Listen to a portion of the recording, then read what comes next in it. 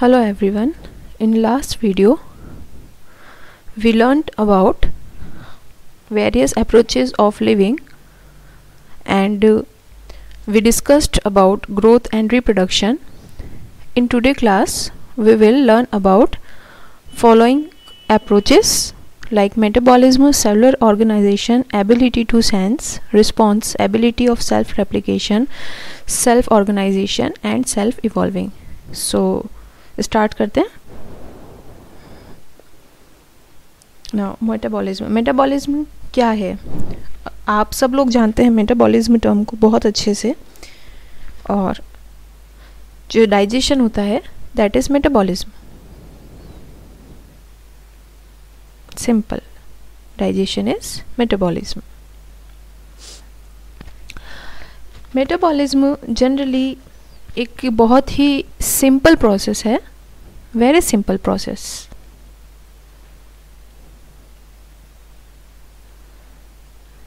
जिसमें दो प्रोसेस होते हैं, catabolism and anabolism.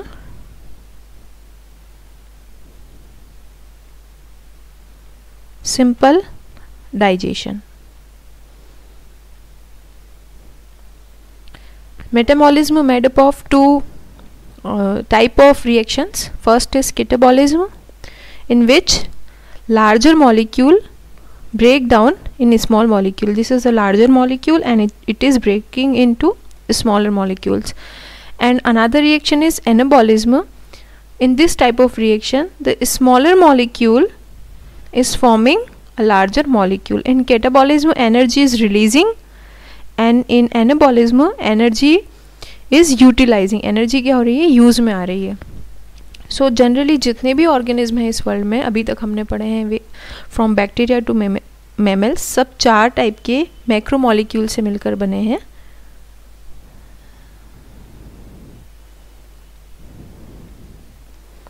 Macromolecules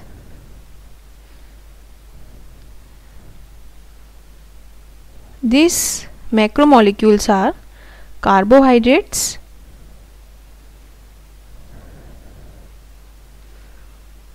proteins,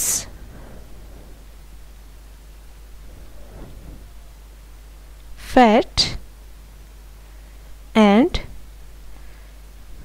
nucleic acid. Nucleic acid is DNA RNA. ये मैक्रोमोलिक्यूल्स हैं। सपोज कर लीजिए कि ये एक मैक्रोमोलिक्यूल है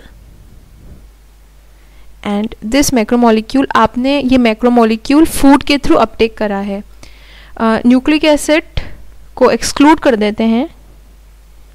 so this macromolecules carbohydrate, proteins and fat आपने फूड के थ्रू अपटेक करा है। आपने फूड लिया, उसमें कार्बोहाइड्रेट था, प्रोटीन्स थे एंड फैट था।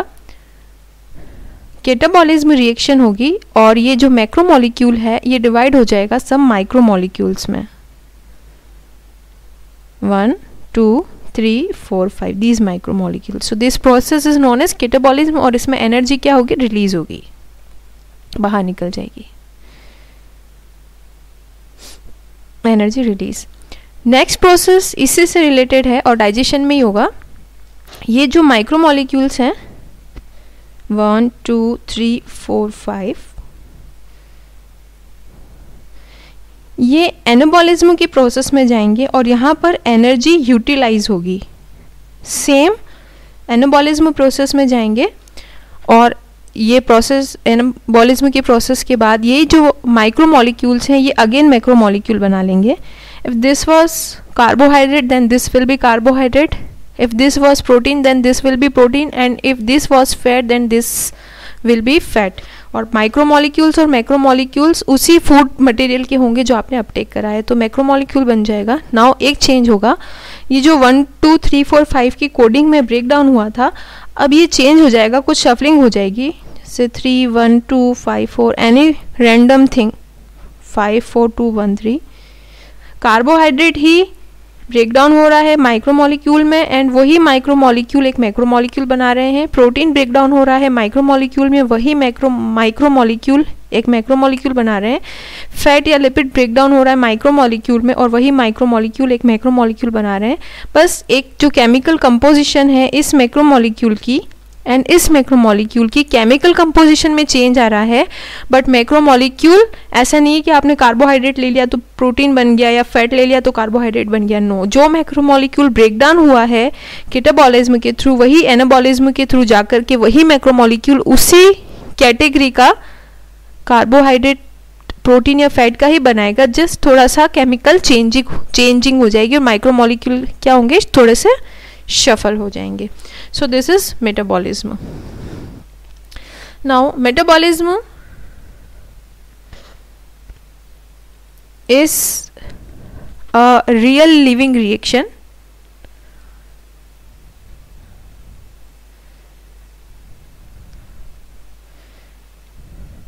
in first sight or in a single comment, simple comment कि मेटाबॉलिज्म है तो लिविंग रिएक्शन हो रही है। और मेटाबॉलिज्म किसको डिफाइन करता है? मेटाबॉलिज्म डिफाइन लिविंग, कि अगर मेटाबॉलिज्म हो रहा है तो लिविंग है, और लिविंग है तो क्या होगा? मेटाबॉलिज्म। वाइस वर्सा जा रहा है, metabolism is living and living is metabolism. But कोई मेटाबॉलिक रिएक्शन है और आप वो किसी टेस्ट ट्यूब में कराते, लिविंग सेल जो थी, जो लिविंग सेल थी किसी भी ऑर्गेनिज्म की, वो सेल का कोई रिएक्शन, कोई भी रिएक्शन लिविंग सेल का किस में कर देते हैं? टेस्ट ट्यूब में कंडक्ट करवा देते हैं।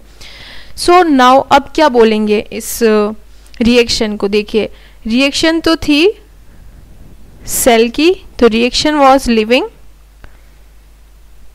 लेकिन जो आपका इन्वायरमेंट था वो कैसा था? नॉन लिविंग, क्योंकि इन्वायरमेंट क्या था हमारा? टेस्ट ट्यूब था, इन्वायरमेंट सेल नहीं था। सो इस तरीके से जब कोई रिएक्शन होती है तो इन्वायरमेंट हमने चेंज कर दिया, और इस तरीके की प्रोसेस को जब हम ओरिजिनल इन्वायरमेंट चेंज कर देते हैं, इसे बोलते हैं in vitro. In vitro, when environment is change और the original thing is taken out from inside to outside, from inside to outside, this means in vitro. तो इनसाइड रिएक्शन थी, बाहर ले ली, टेस्ट ट्यूब में करा दी। सो अब रिएक्शन तो living है, लेकिन इन्वायरमेंट क्या है? नॉन लिविंग है या डेड है। सो इस टाइप की जो रिएक्शन होती है वो रिएक्शन ना तो लिविंग होती है और ना ही नॉन लिविंग होती है। So this type of reaction, या बेटर रहेगा लिविंग रिएक्शन, बहुत सारे रिएक्शन नॉन लिविंग भी होती है, but here we are talking about living reaction. So the living reaction performed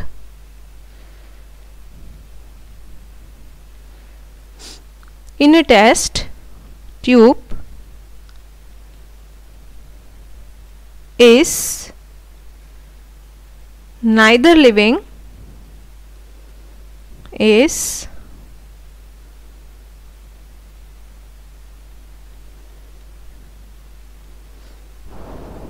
nor non-living। सो इस पॉइंट से एक और पॉइंट अराइज होता है दैट लिविंग रिएक्शन कहलाने के लिए क्या जरूरी है? सेल। अगर कोई रिएक्शन, लिविंग रिएक्शन, अगर बोलें कि रिएक्शन को लिविंग होना चाहिए तो कहाँ पर होनी चाहिए? सेल में। अगर सेल में होगी तभी रिएक्शन क्या कहलाएगी? लिविंग। तो एक और हमारा जो प्रॉपर्टी थी लिविंग की वो यहाँ पर कंप्लीट होती है, that cellular organization,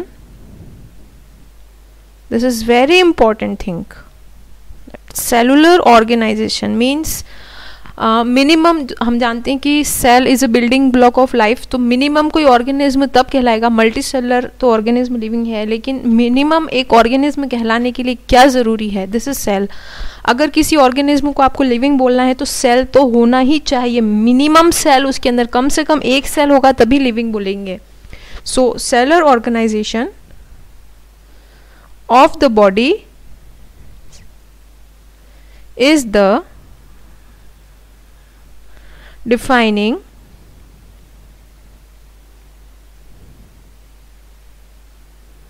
feature of life. First was metabolism. Metabolism is 100% property of living, except some exceptions, that if the living reaction is taking place in non-living environment, then it will be neither it is living nor it is non-living. Next, cellular organization is 100% property of living. Next is the ability to sense.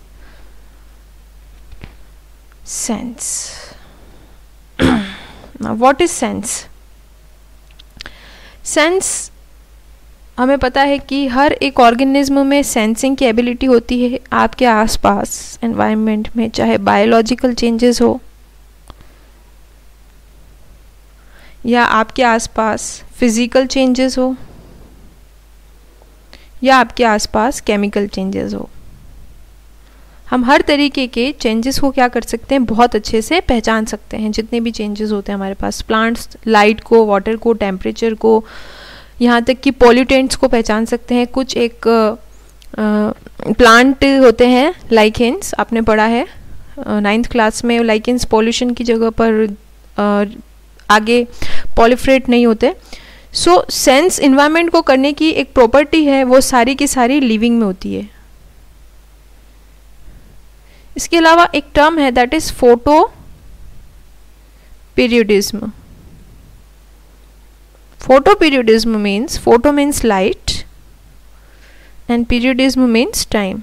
तो बहुत सारे organism हैं जो light के according, means winters में कम light होती है, day light की ड्यूरेशन कम होती है, समर्स में ज़्यादा होती है, तो उस डे लाइट की ड्यूरेशन के हिसाब से क्या करते हैं, reproduction, both plant and animals both.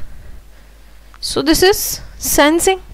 Sense हो रहा है, वो अपने एटमॉस्फेयर को क्या कर सकते हैं, सेंस कर सकते हैं। और इस तरीके के जो ऑर्गेनिज्म हैं जो लाइट की कंडीशन के हिसाब से सीजनल वाइज, कोई ज़्यादा लाइट पीरियड में करते हैं, कोई कम लाइट पीरियड में करते हैं, so these organisms are known as seasonal breeders.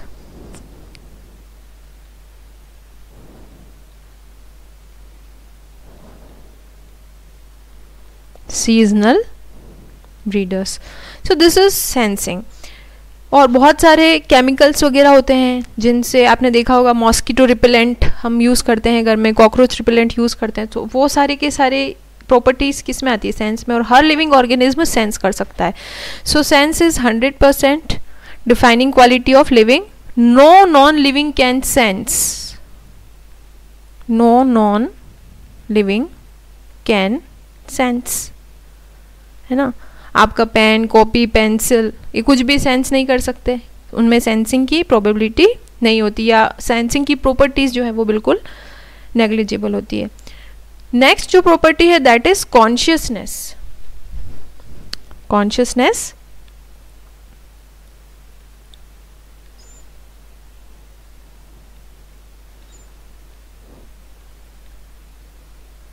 Consciousness सारे ऑर्गेनिज्म में होती है, ऑल ऑर्गेनिज्म.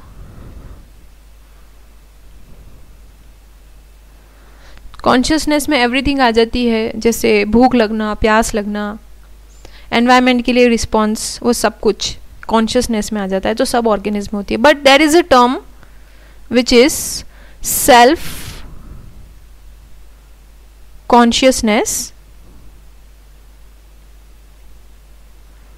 सेल्फ कॉन्शियसनेस सिर्फ ह्यूमंस में होती है. And what is the meaning of self consciousness? Consciousness हम समझ गए, जो भी नेचर से हमें इम्पल्स मिलते हैं, जैसे भूख लग रही है, प्यास लग रही है, लाइट को हम कॉन्शियसनेस हैं, लाइट के लिए हम कॉन्शियसनेस हैं, वो सब में होता है. बट सेल्फ कॉन्शियसनेस ह्यूमंस में, ओनली ह्यूमंस में, ठीक है. ये self consciousness, sorry, consciousness humans में भी होगी, बट सेल्फ कॉन्शियसनेस सिर्फ ह्यूमंस में होगी, ठीक है. Consciousness all organism including human, and self consciousness is only for humans.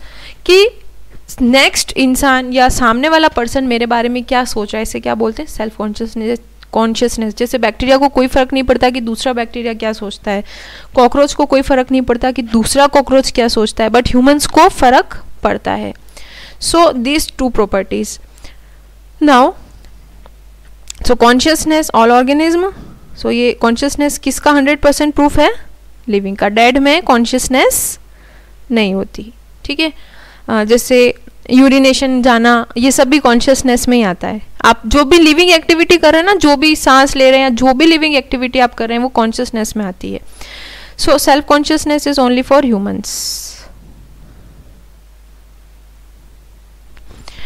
Now कुछ ऑर्गेनिज्म ऐसे हैं जिनका ब्रेन तो डेड हो जाता है, ऑर्गेनिज्म नहीं, ह्यूमंस, ठीक है, ब्रेन डेड हो गया और उनको लाइफ सपोर्ट सिस्टम पर रखते हैं, वेंटिलेटर पर, लाइफ सपोर्ट पर, वेंटिलेटर पर, एंड उनके ऑर्गन जो है वो क्या कर देते हैं? ट्रांसप्लांट कर देते हैं।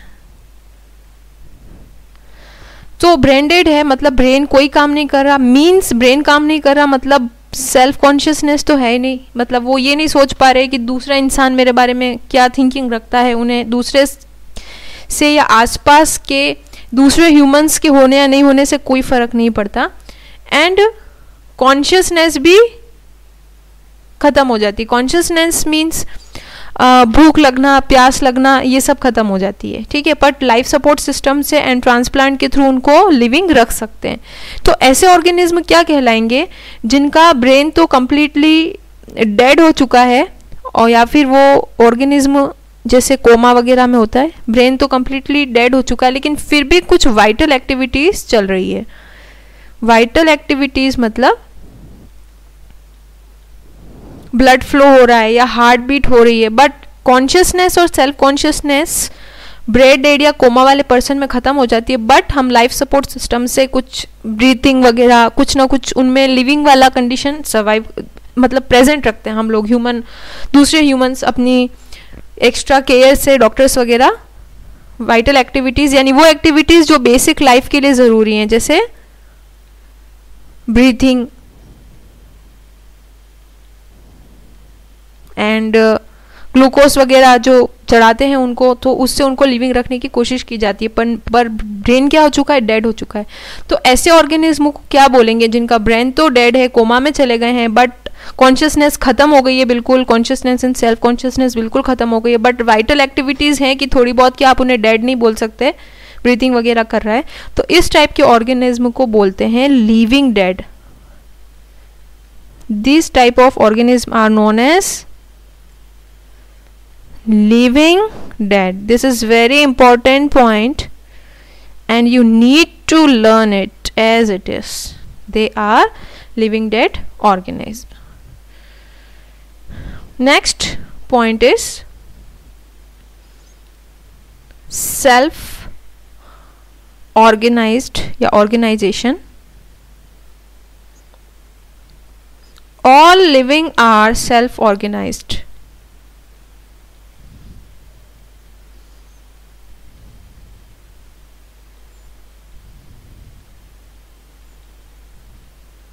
हमारी बॉडी खुद को ऑर्गेनाइज रखती है बहुत अच्छे से, और ऑटोमेटिकली हम बहुत ज़्यादा केयर नहीं करते, फिर भी बॉडी कहीं ना कहीं खुद को मेंटेन करके रखती है। सो ये जो प्रोसेस है या ये जो कंडीशन है बॉडी की, this is known as self organized या सेल्फ ऑर्गेनाइजेशन। एक सेल है, वो किससे मिलकर के बन रही है? बहुत सारे एलिमेंट्स से या फिर बहुत सारे सब्सटेंसेस से। एक सेल बहुत सारे एलिमेंट्स एंड सब्सटेंसेस से मिलकर बन रही है। सेल क्या बना रहा है? टिश्यू। टिश्यू मिलकर के क्या बना रहे हैं? ऑर्गन। जाइगोट से ये चीज़ शुरू होती है, ऑर्गन बना रहे हैं, ऑर्गन सिस्टम, और ऑर्गन सिस्टम से क्या बन रहा है? कंप्लीटली बॉडी बन रही है। सो ये यहाँ से यहाँ तक एलिमेंट्स और सब्सटेंसेस डेड हैं, बट वो ऑटोमेटिकली ऑर्गेनाइज हुए एक स्पेसिफिक वे में और सेल बन गई। सो एलिमेंट, सेल में जो प्रॉपर्टी है लिविंग की, वो एलिमेंट्स एंड सब्सटेंसेस में नहीं है। सेल बहुत सारे डिविजन्स में जा करके ग्रोथ एंड डेवलपमेंट में टिश्यू बनाती है। जो प्रॉपर्टी टिश्यू में है वो सेल में नहीं है। देन टिश्यू ऑर्गेनाइज, ऑर्गन जो प्रॉपर्टीज ऑर्गन में है वो टिश्यू में नहीं है। Then organ again organize, organ system, organ जो है जैसे हमारा लीवर हो गया, पैनक्रियाज हो गया, इंटेस्टाइन हो गया, ओसोफेगस हो गया, this is organ. And organ system is all when all these organs joints to form digestive system, this is known as organ system. ठीक है. फिर ऑर्गन सिस्टम ऑर्गन हो के बहुत सारे ऑर्गन सिस्टम, जैसे डाइजेस्टिव सिस्टम हो गया, रेस्पिरेटरी सिस्टम हो गया, स्केलेटल सिस्टम हो गया, पूरा क्या बना लिया, बॉडी बना लिया. सो लिविंग में क्या प्रॉपर्टी है, ऑटोमेटिकली खुद को क्या करता है, organise. Every process.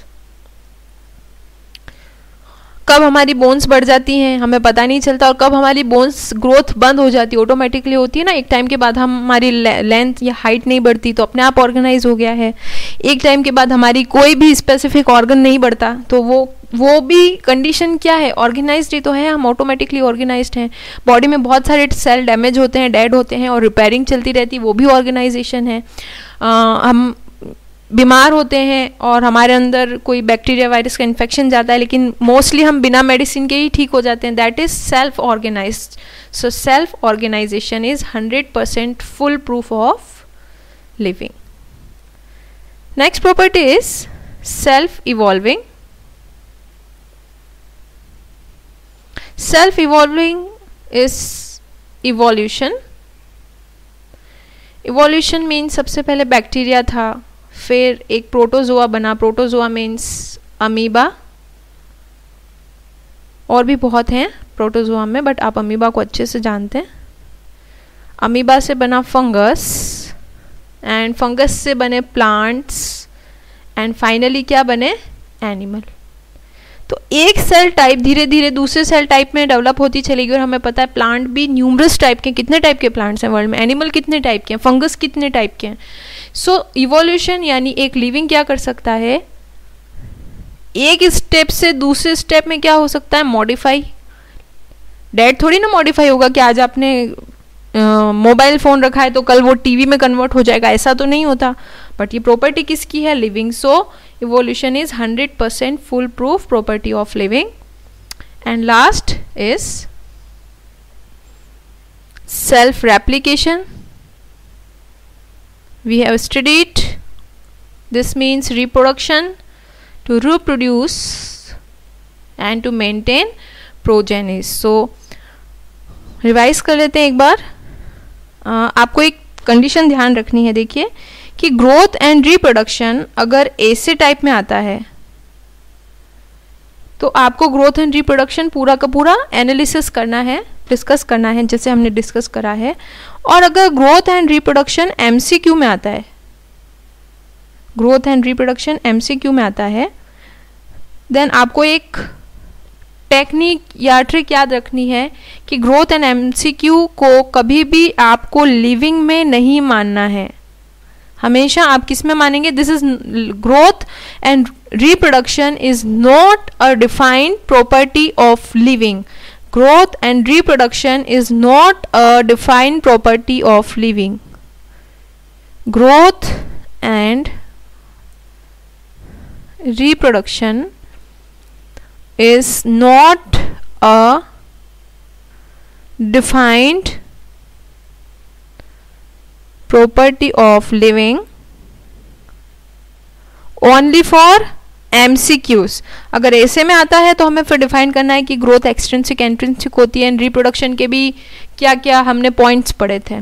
Then metabolism is 100% living except non living condition पर इसको आप कंडक्ट नहीं करा रहे हैं, देन इट इज 100% लिविंग.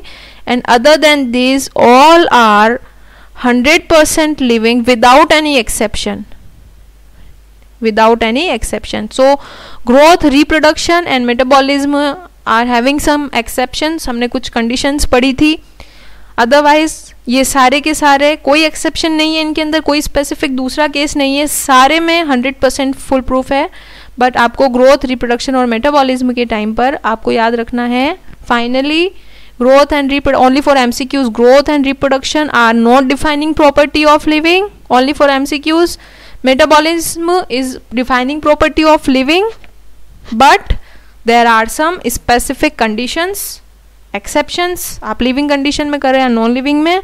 और अगर ऐसे टाइप आता है तो आपको इन तीनों को कोई कंक्लूजन देने से पहले कि लिविंग है या नहीं लिविंग है, आपको इनको बहुत अच्छे से क्या करना है, डिस्क्राइब करना है बहुत अच्छे से।